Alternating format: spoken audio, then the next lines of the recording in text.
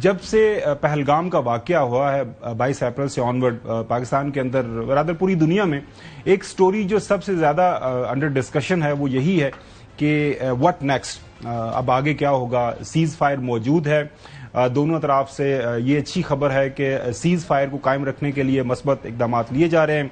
اور پچھلے دنوں ایک خبر آئی تھی کہ شاید 18 تک تاریخ ہے، وہ بھی اس کے اوپر بھی کلیئرٹی آ گئی ہے کہ یہ جو سیز فائر ہے فار انڈیفینٹ ٹائم ہے، انٹل ایک پارٹی اس کو وائلیٹ نہیں کرتی. تو خبر یہی ہمیں مل رہی ہے کہ جو سیز فائر کے حوالے سے دونوں اطراف آن بورڈ ہیں اور سیز فائر کی وائلیشن ہمیں کوئی مستقبل قریب کے اندر ہوتی ہوئی نظر نہیں آ رہی. لیکن خبر یہ جو انڈیا کی طرف سے ہمیں بنتی ہوئی نظر آ رہی ہے یا وہ ایک بیانیہ بنانے کی کوشش کر رہے ہیں وہ یہ ہے کہ ہم نے پاکستان کو یہ جو ٹیررسٹ کیمپ مبینہ طور پر جو ان کا دعویٰ ہے پاکستان کے اندر موجود ہے حملہ کرنے سے پہلے بتا دیا تھا. ہم نے تو ٹیررسٹ کو ہٹ کیا، ہمارا تو پاکستان کے ساتھ کوئی جھگڑا نہیں تھا اور پاکستان جو ہے خام خواہ اس جھگڑے میں آ گیا اور اس نے ہمارے اوپر ہی حملہ کر دیا. اب یہ جو بیانیہ ہے اس کے کوئی سر پیر موجودہ جو دنیا کا نظام ہے rules based after world war second جب سے UN مارز وجود میں آیا ہوا ہے، یہ ہو نہیں سکتا کہ ایک ساورن ملک جو ہے دوسرے ساورن ملک کے اوپر اپنی جو ہے جو بھی اس کے پاس انفارمیشن ہے سچی جھوٹی اس کی بنیاد کے اوپر حملہ کر دے. آرمڈ حملہ، ایسا حملہ نہیں ہے کہ آپ نے کوئی سٹل سا حملہ کر دیا، ڈپلومیٹیکلی بیان دے دیا. ود آرمز میزلز آپ نے ہتھیاروں کے ذریعے، میزلز کے ذریعے، آپ نے ڈرونز کے ذریعے ایک براہ راست دوسری ریاست کے اوپر حملہ کر دیا اور اس کی جسٹیفیکیشن آپ اپنے ایک جو جھوٹے گڑے ہوئے بیانیے کے نیچے ڈھونڈ رہے ہیں کہ کیونکہ پاکستان کے اندر ٹیررسٹ موجود ہیں تو ہم نے ان کو ہٹ کیا. یہ ہماری سب سے پہلے سٹوری ہے.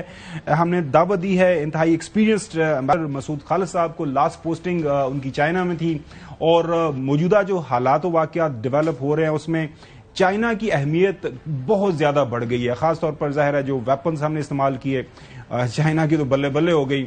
اس کے علاوہ بھی دنیا اب یہ ڈسکس کر رہی ہے کہ چائنا کی اگر اتنی ماڈرن اور ہائی ٹیک اور ہائیلی افیکٹو ویپنری موجود ہے اور پاکستان نے اس ویپنری کو استعمال کیا، ڈسپلے کیا، تو اس کے بعد اب ویسٹرن ورلڈ جو ہے وہ کافی پریشان ہے کہ اب آنے والے دنوں میں، ہفتوں میں، مہینوں میں، سالوں میں اب یہ دنیا کا نقشہ کیا جو ہے وہ ڈرائیو کرے گا یا اس کے اوپر زیادہ انفلوئنس ہوگا وہ چائنا کا ہوگا. اس کو کس طرح کاؤنٹر کرنا ہے یہ بھی بات چل رہی ہے.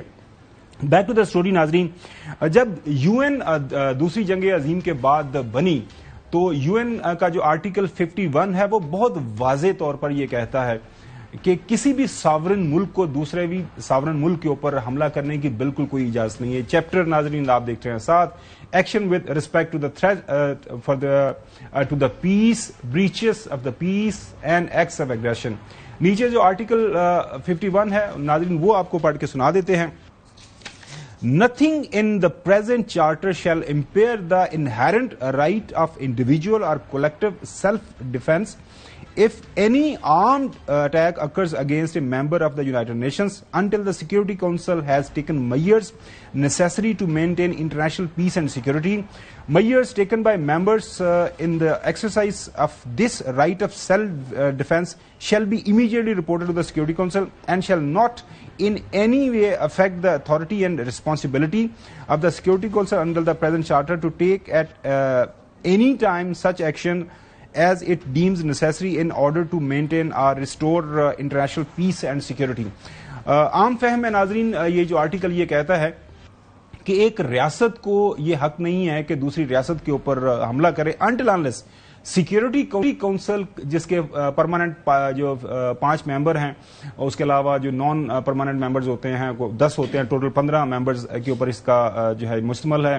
اگر 5 ممبرز جو ہیں ان میں سے کوئی ویٹو نہیں کرتا، وہ یہ کہتے ہیں کہ جی ہاں اس ملک کے اوپر حملہ کرنا جائز ہے. آپ کو یاد ہوگا افغانستان 9/11 کے بعد جب ہوا اور یہ سارا ایک کنسنسس ڈیسیژن تھا تو پھر ساری اس کے پیچھے ایک انٹرنیشنل سپورٹ تھی، انٹرنیشنل آئین اور قانون کی جسٹیفیکیشن تھی.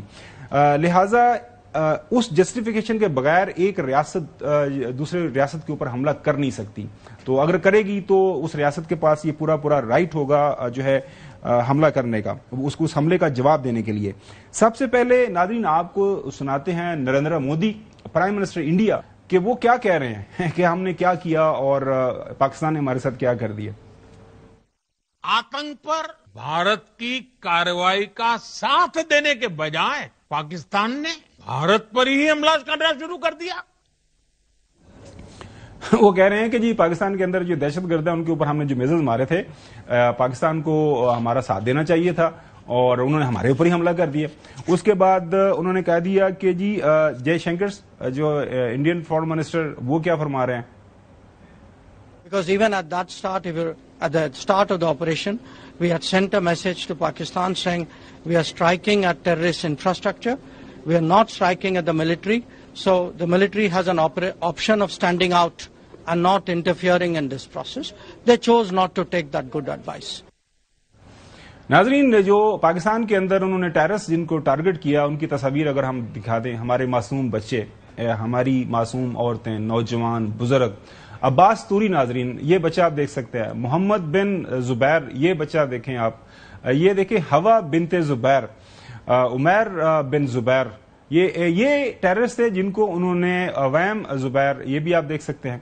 یہ خواتین ہیں, بچے, یہ وہ ٹیررسٹ ہیں جن کو انڈیا جو دنیا کا اس وقت آبادی کے لحاظ سے سب سے بڑا ملک ہے, جو اس وقت اپنے آپ کو دنیا کی سب سے بڑی جمہوریت گنواتا ہے کہ جی میرے سے بڑا کوئی جمہوری ملک نہیں ہے, اور کون سے قوانین ہیں, کون سا آئین ہے انٹرنیشنل, وہ کون سی ریزولوشن ہے جو ایک ایسے خود مختار ملک کے اوپر حملہ کرنے کے لیے اجازت دیتا ہے کہ ایک بڑا ملک ہے چھوٹے ملک کے اوپر حملہ کر سکتا ہے. بہت شکریہ امبیسڈر سعود خالد صاحب وقت دینے کے لیے. سر ٹو سٹارٹ ود